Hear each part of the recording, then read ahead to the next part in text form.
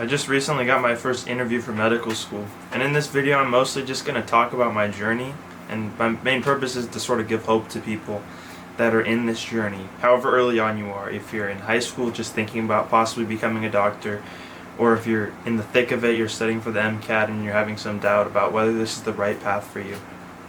Because it wasn't really a straightforward journey for me. In high school, I didn't really do well in science classes. I was taking 3 music classes for 2 years of high school, and I loved music. Didn't really know what I wanted to do for a career. And I took a sci-fi class, which got me really interested in research, because there were some research papers that were really similar to predictions from sci-fi books. And in that class, we read I, Robot, a bunch of other short stories. We just read a bunch of sci-fi books. And then I went to college, joined a research lab, and I started to have more challenges, like back in high school. Like I said, since I wasn't that good in the science classes, I was very nervous about college because I got B's in all the AP science classes I took. I got B's in the honors science classes like honors physics and those sorts of things. And I thought to myself, like if I keep getting B's in college, I'm not going to be able to get into medical school. So that was something I was very paranoid about. In my freshman year, I spent a lot of time studying in the library, and I missed out on some social things. I remember being very lonely my freshman year of college, and most of my friends were friends that I met through playing music. I was in a band that played at bars around Eugene, and I joined the band by clicking on a Facebook posting. I actually made a posting myself saying, I'm a music minor at University of Oregon. I play the guitar. I'm looking for a project. I want to maybe write some music, play in a band, play some live shows. And this guy reached out to me who played the bass. And he sort of helped me get started. He let me play at the bars and stuff, and let me, lead the jams, even sing on a couple songs. I think I sung on the song, on one Santana song.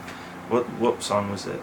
Or whatever, I sung on a song, and all my friends were from that, pretty much, and they were all older adults, like, I think the bass player was in his 40s, and some of the other guys were probably older, like 50s, maybe even 60s, so I was spending most of my free time playing in this weird band that I later found out everyone else in the band was also found from Craigslist listings, so like they posted stuff and this bass player reached out to them. And it was completely ridiculous. I mean, we would all take his car to the venue, then he'd drop us off. Then he'd drive back and bring a bunch of stuff to the venue that we would then help him unload.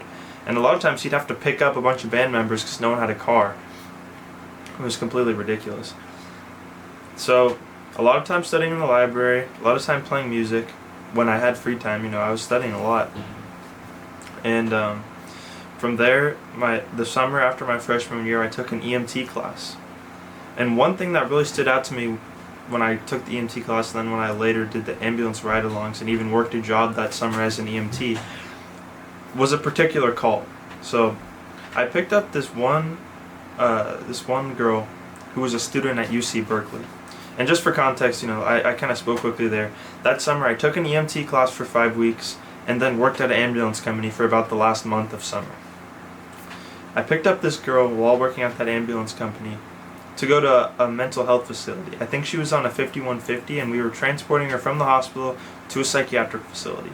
And 5150 is a specific term to California, so it's just being on a hold. They have similar things in other states where you don't have the capacity for decision making, and so you can be forced to go to the hospital for a psychiatric facility for 24 to 48 hours or whatever it is. It depends on the state. But I took her in the ambulance, and I was talking to her, and I remember just being kind of baffled by how similar our stories were. She was also a pre-med at UC Berkeley, and she had a lot of the same problems as me. Like she was struggling to make some friends. She felt a little bit isolated. But one thing that kind of stood out is that on the surface, if I was just looking at her, she sort of didn't have a lot of the insecurities that I had. Because in high school I didn't do well in the science classes. And I was a little self-conscious about going to the University of Oregon because a lot of other kids in my high school went to more prestigious schools. I sort of felt almost like Jerome from Gattaca. If you've ever watched the movie Gattaca, there is this one character who's has all the genetics, all of the things that should help him succeed in life. So he doesn't really have any excuses. And yet somehow he doesn't live up to the potential that he's been promised. Like, he gets second place in some swim competition. He gets hit by a car while he's drunk crossing a street. I think in the movie he's actually not drunk when he crosses the street. He just gets hit anyway. He doesn't look out properly. And the movie's a great movie. It kind of hits on some bigger topics of free will in a more materialistic society. After there's new discoveries in genetics and neuroscience, it sort of kind of touches on free will. Anyway, the main point here is that this girl that I transported to the psychiatric facility didn't have some of the things where I thought I fell short, where I thought I had all of the resources and still didn't get into the good school. I had all the resources, didn't get the good grades in the science classes. Had all the resources, didn't excel in sports. So I had a lot of insecurity from those things, to some extent. And then when I got to college, I was very nervous, and I managed to actually do pretty well. Like, I was very paranoid going into college, and after my freshman year, I sort of eased off of that and felt a little bit more confident that I could make it as a pre-med, that maybe I could actually succeed, because I was doing work in my research labs. I passed my EMT class because I was getting better grades. So those insecurities sort of fell away a little bit. But I remembered seeing her and being like, why is she in such a bad spot? She got into Berkeley.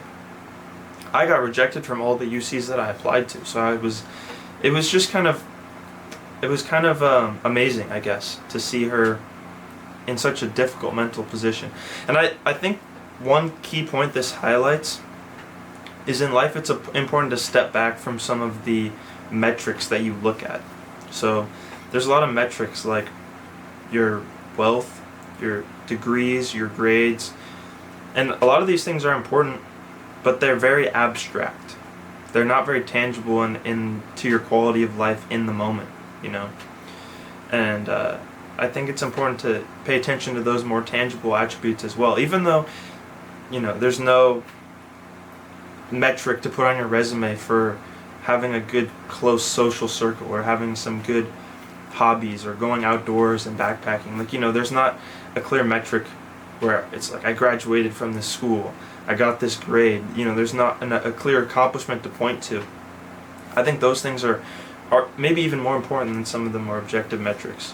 And I think that sort of speaks to why maybe I was able to have better mental health my freshman year of college, is because I had the outlet of music and I had some friends. Even if there weren't a lot of friends my age, I at least had some people to talk to, even if they were older adults. And I did eventually make more friends my sophomore, junior, and senior year of college, which I think, again, is an important thing to highlight, is like, even if it's not happening right now, life is very long, and all the small things you do build up immensely over the course of a decade or whatever. So I guess as a piece of concrete advice to people that are on this pre-med track, if you're having trouble, if you're struggling socially, don't let that kill your hope. Maintain a sense of hope, even in the face of extreme challenges. So I guess this brings me further along in my journey to when I took the MCAT, which was like the next main thing that I was doubting, because I was getting pretty good grades at UO, but then I was thinking to myself, well, I'm sure these classes are way harder at all the other colleges, because UO's less selective and they have to curve all the tests up a lot more for people to pass the class. A lot of science classes, like organic chemistry and some biology classes and these sorts of things, get curved based on the scores of the class, which is a little bit incorrect in my opinion, for a couple of reasons. First of all, because classes are surely going to differ year to year, and even from time slot to time slot if there's multiple time slots for a class. So, curving up to the same mean test score in every cohort is likely to produce unfair environments for different people. Say you're in a cohort where there's a little more smart people at your school, well, you might get screwed and get rounded down just that 0.1% you needed to get off the grade cutoff or something. And then on an even bigger scale, at UO, I was worried all the tests are getting curved up more than they would at a school like Stanford, for example, where everyone has, it's a little more selective. They probably did better in their science classes and whatever. And this made me nervous about the MCAT, because I was like, well, maybe all these grades are inflated, are artificially inflated, and I'm not going to do well on the MCAT. And, in the face of all that, I studied all summer for 3 months, did a bunch of flashcards. I basically did that. That was all I did. I woke up, went to the library, studied for literally the entire day, and that was when I started drinking caffeine. I didn't really drink caffeine for almost my entire college career, but then I started drinking energy drinks and stuff. And I made it, I remember sitting down in the morning, the sun was rising, and I was outside of this little grocery store market by my apartment, and I saw my test score, and I remember just being so happy because it felt like a reinforcement that this is actually possible for me, in spite of all of the failures from high school. It felt like I had actually made some tangible progress. So I've been rambling kind of here. I've just been kind of telling you my story, and I hope that it gives you some key takeaways. I have my first interview at OHSU, so I'll update you about that. Hopefully, we'll see. That's the only school I've heard back from aside from Tulane, which I got rejected from. And I applied to 31 schools, so there's still a lot of schools to hear back from. And I'll probably make a sound key about this. So if you want to hear more about my journey as I progress, I'm going to be making videos about what I think about AI in the field of healthcare, and if it's a threat to my job versus other healthcare jobs. And I'm also going to make a video about doctors in the US versus other countries. So if those sound interesting, you know what to do.